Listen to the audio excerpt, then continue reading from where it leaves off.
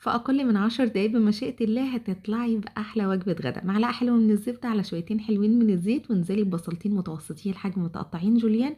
أول ما يدبلوا كده ولونهم يبقى شفاف كده إلى حدٍ ما، انزلي ب3 فصوص من التوم المهروس وابدئي شوحي في الجمال ده كله.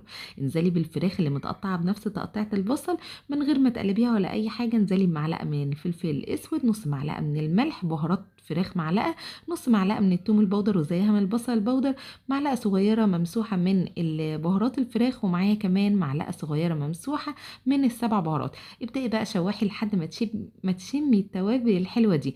أول بقى ما الفراخ خلاص داخلة على سوا وشوحناها تشويحتين على نار عالية، هنبدأ نخفض نار شوية وننزل بالفلفل الألوان. قلبي بقى الفلفل الحلو ده كويس جدا مع الفراخ تقلبتين حلوين، وأول ما يبدأ يدبل كده انزلي بحوالي كده هو يعني ايه ربع فنجان من المية، مية عادية من الحنفية، وواطي عليها لحد ما الفراخ تستوي جدا. ذكر النهارده لا إله إلا الله. ما تنسيش تقولي لي إيه رأيك في الوصفة الحلوة دي.